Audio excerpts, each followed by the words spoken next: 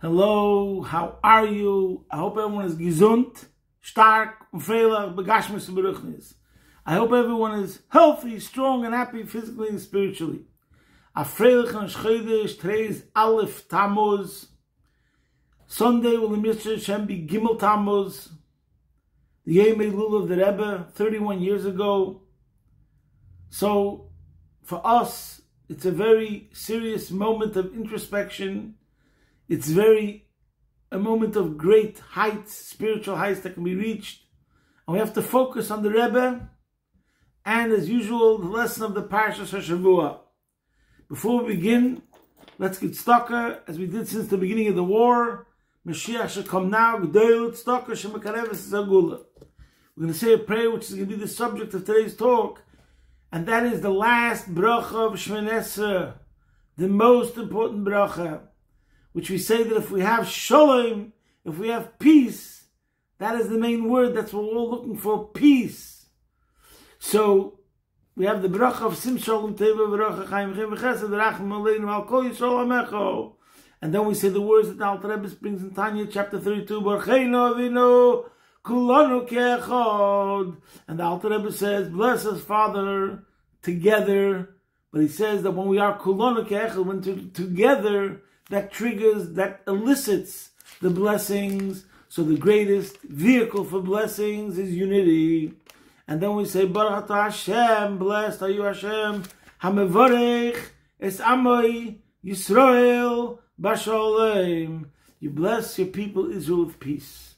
Because if we have the blessing of peace, we have everything. Now, before I begin, I just want to say, last week, we were in the middle of the war with Iran. Now it's called the 12-day war, and it's officially over, and there's a ceasefire. I want to say something, I don't know if it's obvious or it's not obvious, but the truth is, for a believer who reads the Haggadah, and we all know the section, V'hi Sha'amda, and we say, B'chol doir v'doir, oim dim aleinu l'chaliseinu.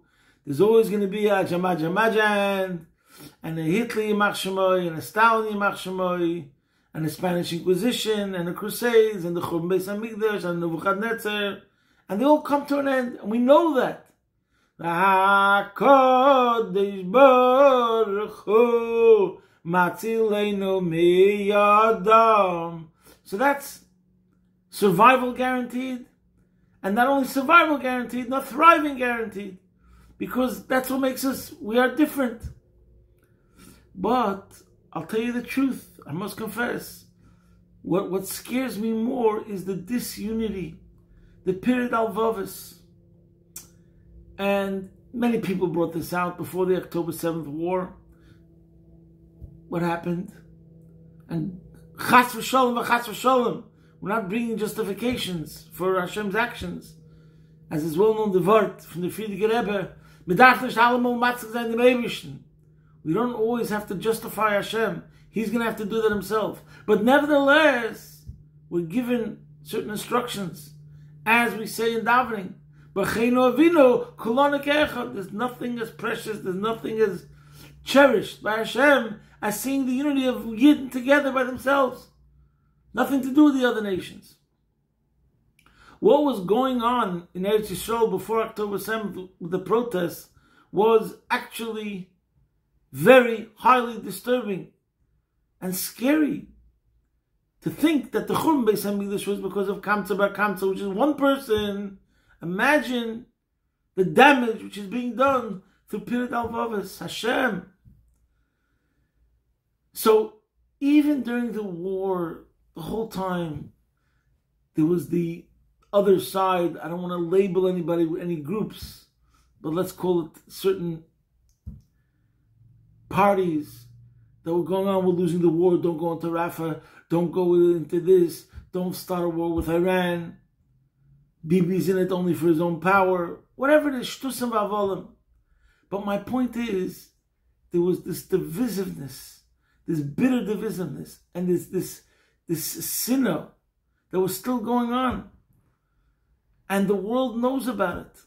And that's what scares me, that Baruch Hashem, We have to be singing Hoydel Hashem Kitev Kileim Chazli for the miracles that happened just now in Eretz Yisrael. But my friend, I've got news for you. It's not a chidush, sof kol sof, that we won, because that's guaranteed. As I said before, HaKadosh Baruch Hu matzilenu miyodam every single time. But the question is, how does that heal the rift between ourselves? What are we going to do with our own Avas Yisrael, Avas Achim, etc.? So this I'm saying at the outset, which I think has to be the most important resolution by each and every single one of us, because there is nothing more important than Avas Yisrael. And therefore we're going to speak about the subject today, which already I've spoken other Parshas Korach previous years. If you look it up, we spoke about peace once, twice. This year we're going to do it again, and each time there's a slight difference of emphasis, and we see the beauty of it. And if it inspires one person to improve in his Avos Yisrael, if my Avos Yisrael tomorrow will be better than it is today, it was a huge accomplishment. Anyway, so we know this week's Parsha. We have this person called Korach, and everyone knows that Korach represents the stereotype of a Baal Machlekes. He's argumentative, he's confrontational, and he's jealous. And he's making a so-called revolution to stand up for the masses. As we see in many of these stories, that it's not about something altruistic, he's in it for himself. And I'm not going to tell you the basic story, but there's a pasuk right away in Kapitel Tezayin, pasuk Yud Beis, where Rashi, where the pasuk says that Moshe Rabbeinu, Vayishlach Moshe likrei l'dosan v'la'aviram, after the sides are drawn, the lines are drawn, and we see those that are having an argument. The pasuk says that Moshe sent forth to summon Dosan v'aviram, bnei Eliyav, vayemeru lo na'aleh, and they said, excuse me, we shall not go up. And Rashi says over here, Mikan, from here we see, she'ein machzikim b'machlekes, we do not keep up a dispute. Shehoya Moshe mechazer achreim, Moshe went after them, he sought them out, lashlimam, to restore harmony with them, b'divrei shalom, with words of peace. So even though he didn't in the end end up saying these words of peace, but he sent the messenger that they should come forth, and he tried to make a dialogue. Okay. And from here we learn, Ein machzikim b'machlekes. Now it's very interesting, in Kapitel Tezayin, Pasuk Chafei, later, there's another very, very interesting pasuk, and the pasuk says over there, after the Eibishter tells Moshe that he should tell the people that are around the camp of Dosan v'aviram that they should trug up, they should move aside because of what's going to happen. So the pasuk says, Vayokom Moshe, Moshe stood up, Vayelech el Dosan v'aviram, and he went to Dosan v'aviram, Vayelech achrav ziknei Yisrael, and all the elders of Israel went after Moshe, together with him. Rashi over here says, Vayokom Moshe, and Moshe stood up, Kisover, he was under the impression, Sheyisol leponim, that they would treat him graciously. V'lo yosu, but they did not do so. Concerning Dosan v'aviram. And then, the next pasuk right afterwards says, Vayidaber el ha'eda, Moshe spoke to the congregation. What happened with Dosan v'aviram over here? And he didn't speak to them? Now, it's very interesting that the Gemara in Sanhedrin, on this verse, where it says, Vayokom Moshe vayelech el Dosan v'aviram, on this verse, the Gemara says, Mikan she'ein machzikim b'machlekes. From here you learn out that we do not continue in machlekes. So, the Klotz Kasha is obviously, why does Rashi say, Dafka over there, when Moshe sent people to go speak terms of endearment with them, terms of peace, Ein machzik machlekes. And why does the Gemara learn out from here? Ein machzik machlekes. Why would Rashi learn it out from a different place, even though the Gemara clearly says it over here? Mikan shein machzik machlekes. Now the truth is, there's a medrash that is according to Rashi. Rashi chooses to go according to the medrash, not according to the Gemara. But we have to understand it. So there's a sikha of the Rebbe in Chelik Chafei. I'm going to take the foundation of what I'm saying comes from that sikha, even though the Rebbe wants to bring out one point, the lesson is going to be the same, but it has a different emphasis, and I find it very ironic that it comes out from the Rebbe's sikha, even though he doesn't learn from the pasuk Vayokom Mikan Shein Machzikim Machlekes, but in actuality that's just a technical detail.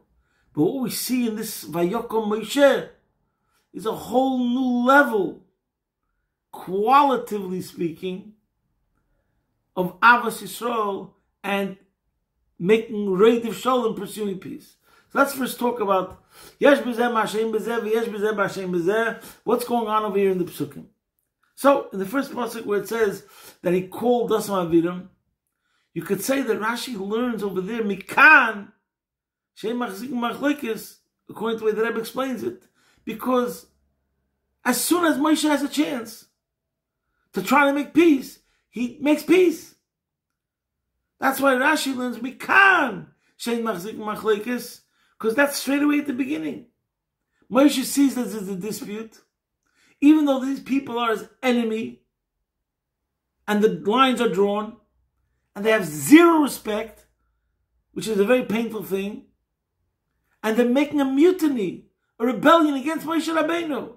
Nevertheless, he's coming forth and stretching out his hand, so to speak, and saying, let's be friends. So there's two reasons why Mikan, you could say Ulai, why Mikan Shein Machzikim Machlekes. Number one, it's the idea of nip it in the bud. Sometimes when you nip it in the bud, it prevents it from getting worse. And it represents an attitude where imagine you're a person, I'm talking to you right now, and you know that someone's angry at you. A person who's a refined person, he will not sleep peacefully knowing that there's another person that has grievances against him. He won't be able to even sleep one night. So it's the same thing over here. The immediacy of the fact that Moshe goes out and makes a gesture for peace, Mikan Shein Machzikim Machlekes. Number one, nip it in the bud, that represents more how the concept of division and separation and hatred and disharmony represents something which is against the totality of Moshe. It's totally against Moshe. And second of all, the concept of initiative. We know how it is so many times, as we know in the story of Aaron, that he went to each side and says, they're so sorry, they want to make up. In other words, it's about the first move. Mikan Shein Machzikim Machlekes. Because the most difficult thing is to make the first move. To be the one to say first, I'm sorry. To be the one to say, stick out your hand and say, let's make up. So therefore, Rashi, according to Pshuta Shamikra, is learning Mikan Shein Machzikim Machlekes from the first thing. But let's take another lesson. Vayokom Moshe Mikan Shein Machzikim Machlekes. There's another case where you tried this thing and that thing and the other thing, and the opposition is obstinate and stubborn and not budging one iota and zero remorse, and even worse and more than that, the verdict has been said. In the case over here, where the pasuk says Vayokom Moshe, Hashem already said, over. He passed the verdict. And he sent Moshe to tell the rest of the Eden to separate themselves. So you think, forget it. One last ditch and effort. Zog the Gemara, what the Rebbe says in the Sikha, Mikan, even though the Rebbe learns Mikan, Rashi going on the first pasuk, Mikan she'em machzikim machlokes, because Moshe himself over here went to Dasam Aviram. It takes a very strong person who has true humility to do some sort of gesture or motion, even though you know that they can't stand you, but to go straight up to them to try to make a change in their feelings. And this is what Rashi says over here, Sheyisul upon him, he wanted to bring out that they should have respect. Now, according to the Pashto Pshat, what does it mean? What was this move? So I want to explain why, according to the Rebbe, this Vayokom Moshe is so profound. The issue is like this. Once the Eibush sent, this is what the Rebbe addresses in the Sikha. Once the Eibush sent Moshe on the Shlichus, they should go tell the Yidden that they should separate themselves from Dasam Aviram. How could Moshe do anything else? Going to speak to Dasam Aviram at the time when he already had a clear instruction mission from Hashem is deviating from the mission. He has no permission to deviate. Moshe doesn't do anything which is the opposite of Hashem's will. He's totally nullified to Hashem. Hashem gave him a mission. Go straight to that mission and stay focused on that mission. Over here we see the genius of Avos Yisrael, of Moshe. He can't let go. He can't abandon anyone. Even someone who is his enemy. Even someone who's fostering division. Even someone who the Eibush already said that they're going to be punished. He can't let go. He can't give up. It's another Yid. We can't give up on any Yid no matter what the circumstances is. Mikan she'em machzikim machlokes. So what's the pshat? The pshat is Vayokom Moshe. Moshe figured out a new method, one last thing that might touch them to change. It's not something different. He didn't actually do anything that could be considered that he did something different than what the mission was that Hashem told him. Because the mission that Hashem told him was to just go speak to the congregation. And therefore the pasuk says, after Vayokom, immediately the pasuk says, Vaydaber Aleida. He spoke to the congregation. But he figured out a way, Vayokom, that Rebbe learns, Moshe elevated himself, an image of royalty, an image of regal. And that's why Vayelech Achrav Ziknei Yisrael, as Rashi says, Moshe was thinking that if he's going to come towards the Yidden, the Eidah, and Dasam Aviram is going to see that image of the whole entourage, which would be very impressive, and they'll see how the Ziknei Yisrael are nullified to Moshe. So then that would stir in them the idea of, wow, look how many choshev people, all the Chachamim, all the Sanhedrin, all the Bnei Torah, all the Gedolei Adar are really on the side of Moshe. Look at this. Look at this royal procession of Moshe walking with the Ziknei Yisrael. So Vayokom Moshe, which is the question Bechlal, why should the pasuk say Vayokom Moshe? It should say Vayelech. Does it usually say, when you went on a trip or you walked out of the house, does it say you stood up? It's a very strange expression. He stood up. Why is the Gate to know that he stood up? According to Rashi, according to the Rebbe, what does it mean he stood up? He upgraded. He elevated himself. The Rebbe brings from what it says by when Avram bought the stay Ephraim, Vayokom Tkuma Eloi, that the field became elevated, became more precious, because now it belonged to Avram Avinu. So the field had an upgrade. Moshe Rabbeinu in himself, there's many facets to a leader. You could put on your crown and your robes with your scepter, and there's the way you're walking around like that with the full image. And there's sometimes when you're not wearing the crown. I'm just saying. So the Rebbe learns Pshat over here, Vayokom Moshe put on the crown, so to speak, figuratively speaking. But he didn't actually speak one word to Das Avidim, and therefore it's not a deviation from the shlichus.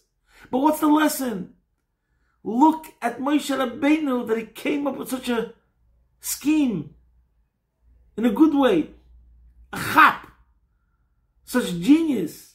He figured out a way to still do the shlichus of what the Eibishter wants from him, and at the very same time, to hang on, to try to hang on, to do something that's still going to rescue them. When they'll see that image of Moshe Rabbeinu coming to them with the whole entourage, they'll have respect. Now, b'derech drush, I would like to say that over here, we're also talking about, you could say that, there's an expression, the Reichkeit von Chassidus, the Reichkeit von Yiddishkeit. We say, l'stakola b'kora de malka. Let's say we're dealing with a person, and it's very, very hard to touch him. We try every different method. So there is a method where go higher. Now, in this case, the go higher was that they should respect Moshe Rabbeinu, which means they would change their ways. Before they were disrespectful, but now they would see that entourage, that image of Moshe in his royal guise, with all the Ziknei Yisrael, that would bring out the respect in them towards Moshe, and therefore that would mean they would do tshuva, and therefore they would be saved. But let's take it in a different context. Let's take it in general. This is the way I'm taking it. I'm not a person who's an authority, a figure of authority. So we're going to say gei hecher. Sometimes we're scared. We give baby food. We give a product which is diminished. We're addressing the lowest common denominator. Why? And sometimes it's true. Sometimes it's that method. Well, we have to do that. But right now, based on this vayokom word, go higher. That's what I'm saying vayokom. In other words, show them depth. Show them profundity. Show them beauty. Show them authenticity. And that, in the end, is what's truly going to affect them. I just recently heard a story from the Rabbi that I never heard before. That the Rabbi was talking about Eretz Yisrael, and Eretz Yisrael is the Holy Land. And the Rabbi says that everyone knows that the Eretz Yisrael is the Holy Land. And Eretz Yisrael has to be in every country, in every language, and every people understand that and recognize that that's what Eretz Yisrael is about. And he said a story. He said it took him a minute and a half. And the Rebbe said there was a senator that went to Eretz Yisrael.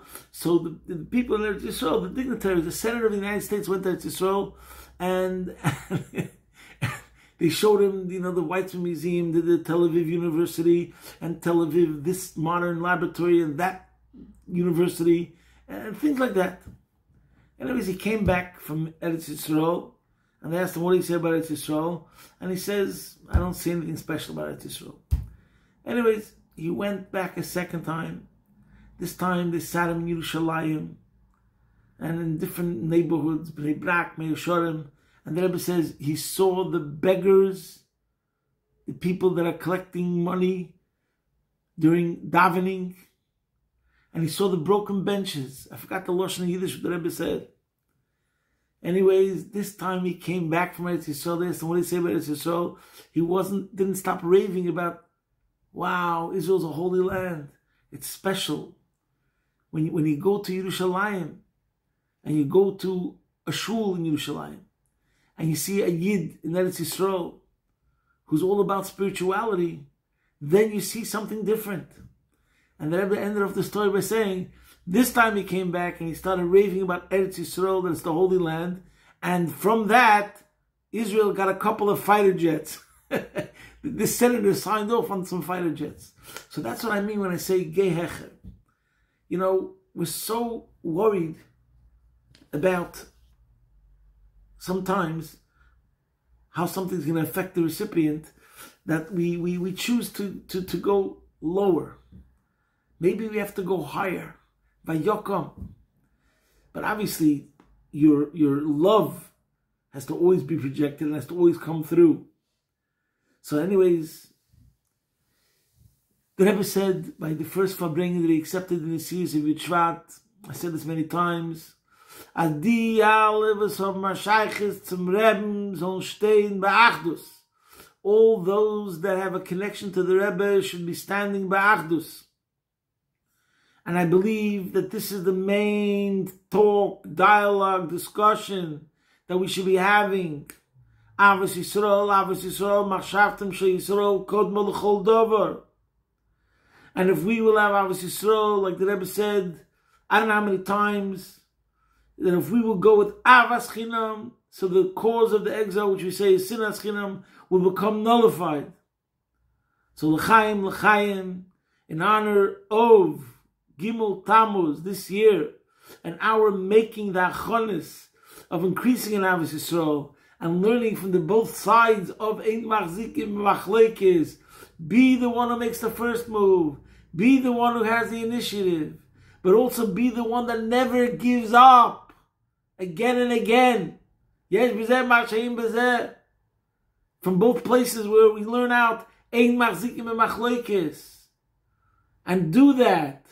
And the merit of our Avos Yisrael, the Golus will come to an end right now.